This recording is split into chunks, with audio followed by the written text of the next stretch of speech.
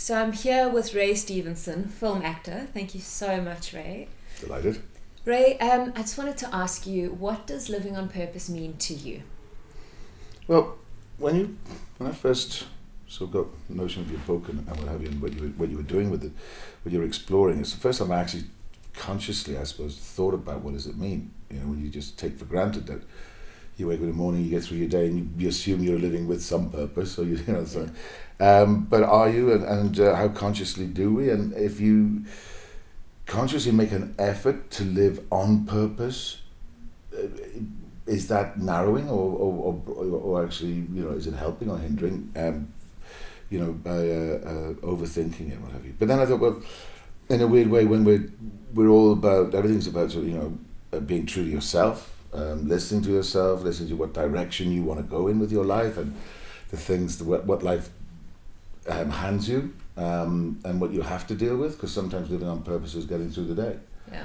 And other times it's, you know, trying to maintain that pursuit of self-knowledge and awareness. So hopefully if you live to a ripe old age, somebody will say, oh, he's a wise old man. I don't know, you know, so living on purpose, I think, is, I think with most things, there are very, very complicated and complex ways of explaining it, but invariably, like most things in life, it's a very simple solution. It's actually about cutting away the dead wood, cutting away the things that we think and how we think we should be living, because what's been preconditioned to us, what we've grown up with, what's been informed, and what's been sort of imposed on us. So sometimes do we fool ourselves that we're living on purpose? At times, you know, by getting that job, getting that car, joining that club, joining that. So, is that just the clouded message? And which is why, you know, it doesn't matter what you achieve, what car you drive, what house.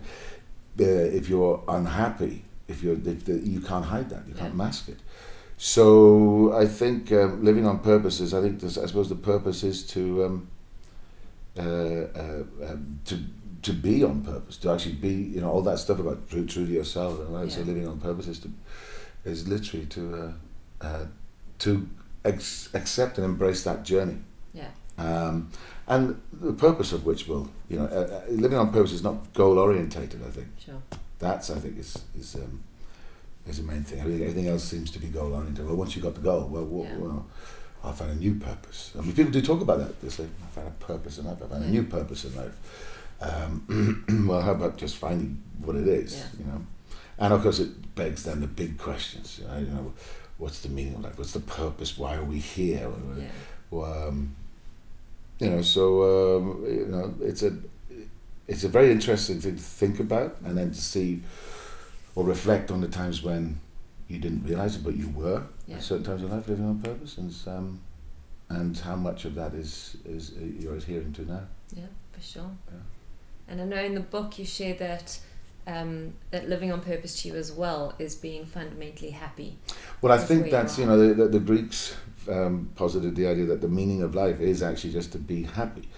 And again, we are, since birth and throughout school and throughout teens and all these growth stages, we're bombarded with what is the supposed idea that makes us happy, the ideal of which, you know, having a successful career, having a beautiful wife, having children, these are, you know, being better at something than somebody else, and you know, but how many times is, you know, there were people who actually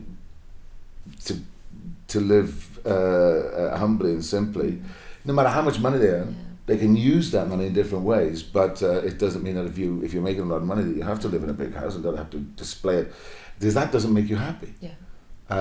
Whereas you know, there are some people who there's a largesse to them, and they see themselves as caretakers of land and caretakers of animals or whatever, or caretakers of businesses which employ a lot of people, and the day-to-day problem solving that they can do brings out the qualities that are inherent within them, within their personality, so that makes them fundamentally happy. Yeah. So I think it's again cutting away all that dead wood, you know, and finding that happiness, and not that giggly happiness, so you walk around churlish and sort of like, you know, sort of happy. It's, you know, it's a profound and deep happiness that you can have a bad day. You can have an argument with your partner. An illness can beset you, or an injury or whatever, and you can still ultimately be fundamentally happy because you've found that purpose, and you're actually true to yourself. That's great. And I know for you, at least in a career, you started as an actor later in your life. I did. Yeah. If you can just share with... Yeah, I mean, it took me many years because, when I was younger, it didn't seem possible. It didn't seem accessible. We never went to the theatre. We were too busy going from week to week and what have you. So, but growing up, this desire came from nowhere. That's why it feels much more of a vocation, and also the reality check that doesn't guarantee you a career at all. Yeah. I was 27 when I went to drama school, so I became a professional actor when I left at 29. And it's been feast and famine, but I've not had to do anything else. But that has kept me fundamentally happy. The work. I got my own little motto, which is work works. It's not about celebritizing yourself and becoming the biggest name in magazines. That stuff will follow. You can handle that, but it's if you can ultimately be challenged and satisfied by the exploration of the work that you do, and for however long that lasts. There's no guarantee it will last anymore, but you can't take away where you've come, and what you've achieved.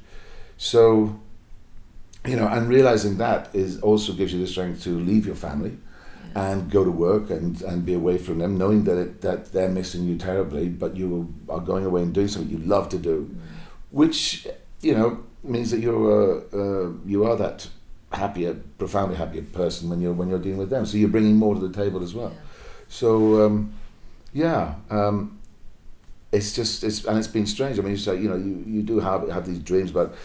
One of my dreams, it wasn't theatre, wasn't my big thing, although I enjoyed it, I loved it. I did West End, Royal Court, and National Theatre, and all some big productions, whatever. But and I loved it for what it was. But there was always something that fascinated me about movies, and I suppose the big dream was to make a Hollywood movie, to be in what you term a Hollywood, to be in a big movie.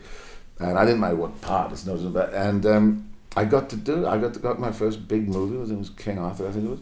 Wonderful. Great cars and all this sort of stuff, and I got to be in Ireland, get rained on and covered in mud and freezing on top of a horse, and everybody else, not everybody, some people moaning on, oh my God, and I'm there going like, I'm happy because I'm on a movie set, my horse is parked right there, I'm in costume with my sword, and it's raining, but there's cameras over there, and even if we shoot nothing today, we'll be back tomorrow, and there was something that I was just going, wow, and just trying not to get found out. That's trying to get caught out because and so when you achieve your dream and it's just like, really, did I achieve it? And then there's that cliche of not only did I achieve my dream, but I got to live it. I get to live it every day, and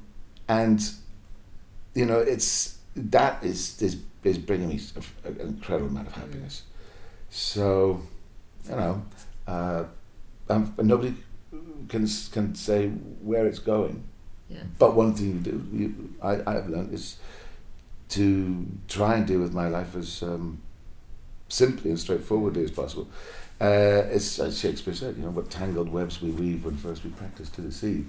So many people are just caught in these webs and stuff like this about suppositions and games and all this. It's so simple. It's actually, stripping away the dead wood. Yeah, I think so. And I think you get to work. I see a lot of people, directors, producers, actors that I work with, and I see them again 2-3 years later, or 5 years later. They're lifers, and you're a lifer in this career and in this business. You got a few sort of hot spots, rise and fall, and they're gone. Once they're gone, you never hear them again. But then there's still the old ones turning up, like, still here. Still working. Still going. Yeah. And loving every moment alone. Yeah. And that's what gets you through. I mean, every job beats you up in different ways, and there's always that bleak time, 2/3 of the way or 3/4 of the way through, where you can't see the end of the tunnel, and everybody's exhausted, and you're kind of done.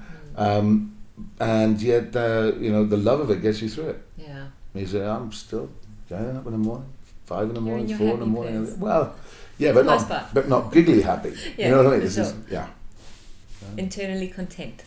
Yeah, ultimately, yeah. Fantastic. Yeah, and happy with the challenges. Awesome. And happy with also the the lack of certainty that you can do this falling off a log, because you keep pushing. Keep growing yourself through it. Yeah, and I get very excited about who I'll be next. No idea. Well, the characters. Well, we're looking forward to your next role. I'll be next. You know what I mean? So it is all that. And I've met some of the most wonderful people. I've met some complete waste of space, but they're going to be spat out. It doesn't matter, and there's room for everybody. It's not elitist. It can't be. Fantastic. So, wonderful. Well, thank you so much. Thank you. So looking forward to sharing your journey and your story in the book. So I hope you enjoy it. Thank you. And not even has Ray have we interviewed Ray and shared his story in the book, but Ray's also done the foreword for the book, which is a huge honour. Yes. So thank you for being a part of it. Please go gentle, because it's the first one I've ever done. Talk about pressure. Anyway, I hope it makes some sense. Astounding work. So thank you, Ray, so much, and all the best with the rest of your journey and the rest of your characters and playing. Thank you, yeah. Thank you so much.